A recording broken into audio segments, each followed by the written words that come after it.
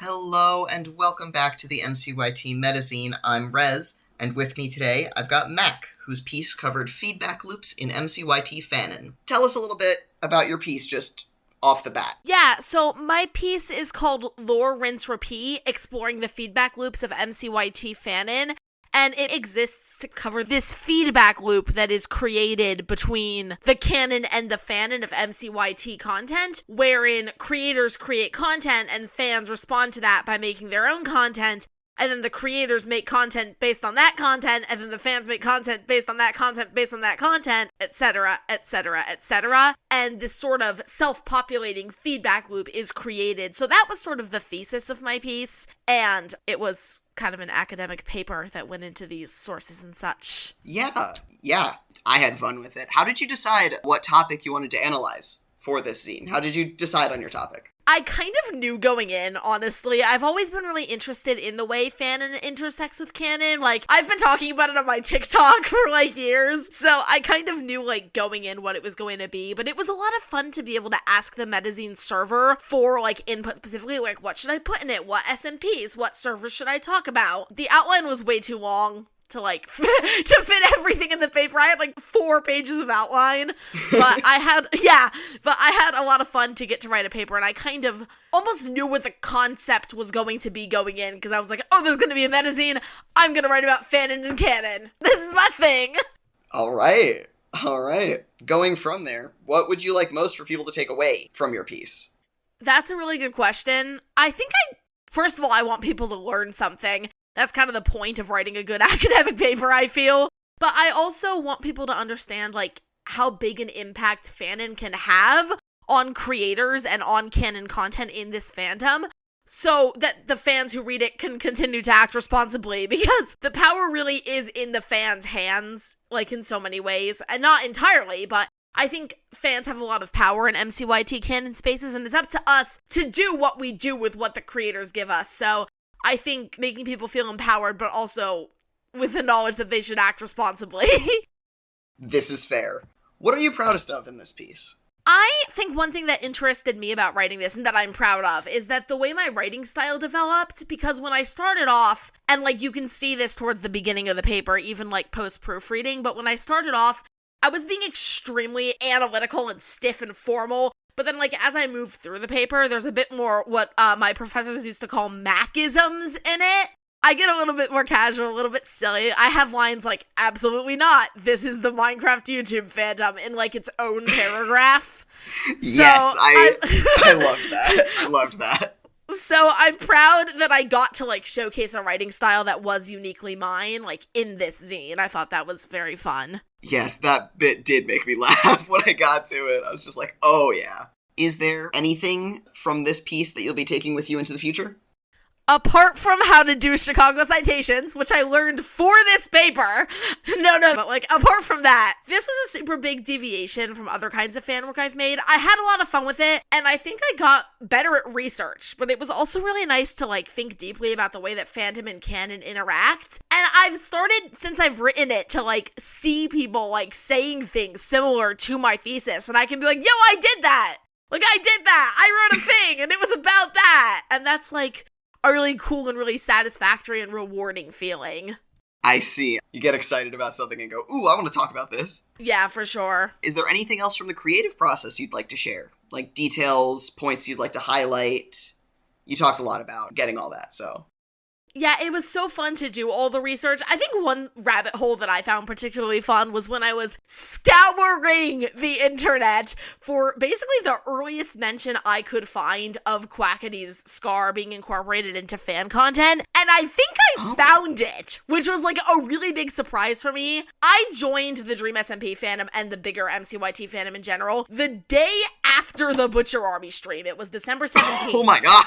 So it was really crazy to be looking at the way people interacted with canon that I had when I started making fanon content, that was kind of fact to me, fanon fact. So to be able to see people be like, yo, do you mind if I write a fic about your drawing? That was weird to me, but it was a cool weird. And it's something I think a lot of people in this fandom don't really dig into because they saw it develop so naturally. So to be able to, like, research that was really interesting to me, and I had a lot of fun scouring Twitter with, like, ultra advanced search filters on. But I think I found some of the, like, earliest evidence, so I thought that was pretty cool. All right, on that topic, you mentioned Quackity's skin change to include the Fanon scar over his eye after Technoblade's escape. Do you think Quackity and other creators who have adopted Fanon have done so because they enjoy the Fanon, or because they know how many people will see their character in that manner anyway? That's also a really good question. This one threw me for a loop a little. I think ultimately it might vary from creator to creator, and I don't want to speculate what's, like, going on in the mind of any one creator when it comes to their fan base specifically. We know that there are some that are more engaged with others, and I definitely think there are content creators who make content for these SMPs and they're like, ooh, the fans are really engaged, like, let's see where they'll go with this. Like, not necessarily maliciously, but just, like, in a way that's very engaged. I'm inclined to say that Quackity is one of these guys, rather than someone who's just kind of, like, resigned to the whims of Fanon. And another thing that feeds into that is, I believe we're going to talk about this later, but there's also the approach of creators who were like, nope, like, you do you, I'm not doing all that. But with Quackity, we kind of saw that this scar was adopted from fan content, and just based on his, like, more recent streams where he does, like, do things like consume fan content, or, like, look at fan art on stream is something he's done. I would like to believe that he's done it because he enjoys the Fanon, but ultimately, I think it differs from creator to creator, and speculating on each creator, I would have to write another paper to have all the research to feel confident enough to do that. Yeah, that's fair. I mean, something really similar could actually be said in terms of the in-text adoption of Tubbo having scars from the fireworks as well. Yeah, absolutely. I remember when that went canon, for real, for sure. And how for real, for sure, how, like, nuts everybody went about it. So the Evolution SMP is an interesting case study in fandom, as you pointed out. I've seen many people create and enjoy works centered around Grian and the Watchers who've only really heard of Evo in passing, perhaps solely as an addendum to the tag many use on their non-Evo works. And The Universe Shifts is such an outlier in the world of recursion in that it has so many more hits than videos even created from Evo itself. More popular than source material. Why do you think people are so fascinated with the idea of Evo, but less likely to engage with its actual canon? Yeah, this is a question I was very excited for answering. This is gonna get a little meta. Well, this is the meta zine. I kinda hope it would get meta. Yeah, exactly.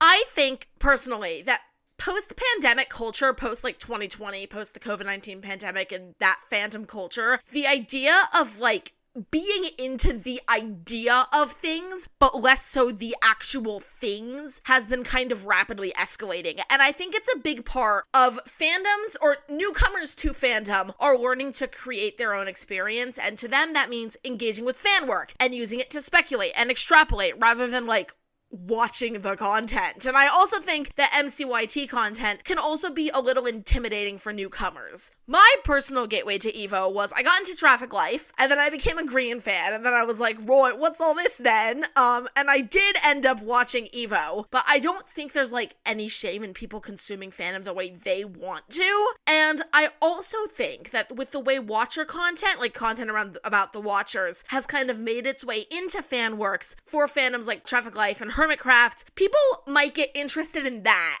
and then pulled into Evo, kind of like I did. And then they might realize that the canon is different than the fanon, like I talk about in my paper, and that could push them to interact with more fanon than canon itself. My god, I'm getting ideas for another paper. But I think those preconceived notions are what can kind of push people towards the idea of Evo rather than the canon itself. I can definitely see what you're saying with this in similar ways with how people interact with the Yandere High School series.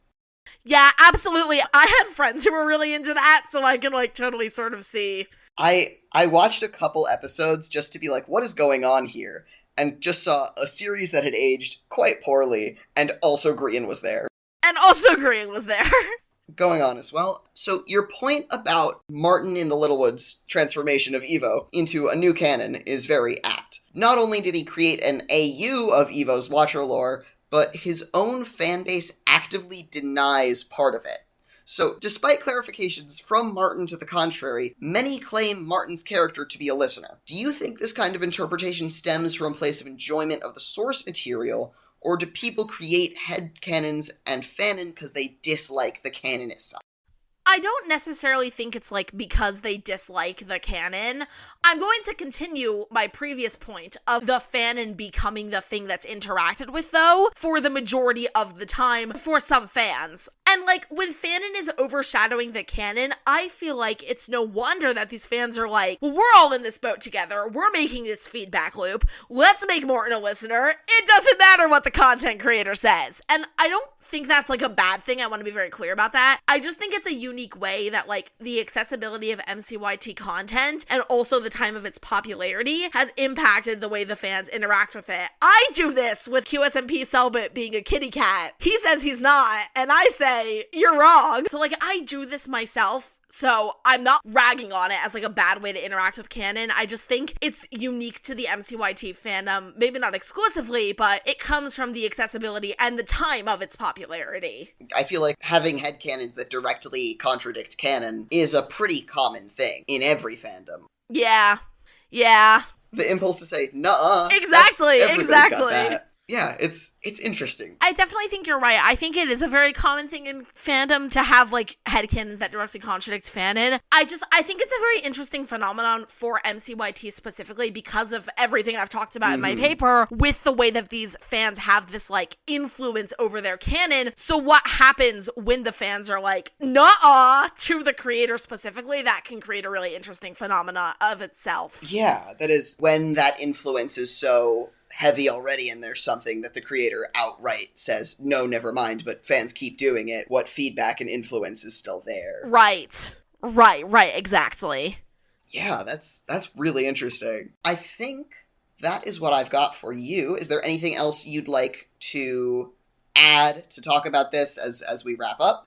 I just had so much fun with this paper. It was so fun to, like, be able to make fan content that, like, wasn't thick, but was, like, a paper. I showed my piece to some of my IRLs who I go to grad school with, and one of them was like, is this a dissertation? And I was like, well, and it was so, like, unique and fun, and I really have enjoyed being a part of the experience. So thank you to the mods, you guys, who have made it possible. And yeah, it was a great time. Thank you for joining us, and thank you for joining me for this interview. Thank you for telling us about your piece. Any final thoughts before we conclude this? I think I'm all good. Just thank you again for having me. All right. You can read Mack's piece and all the other pieces for the MCYT Metazine when it releases. We'll see you then.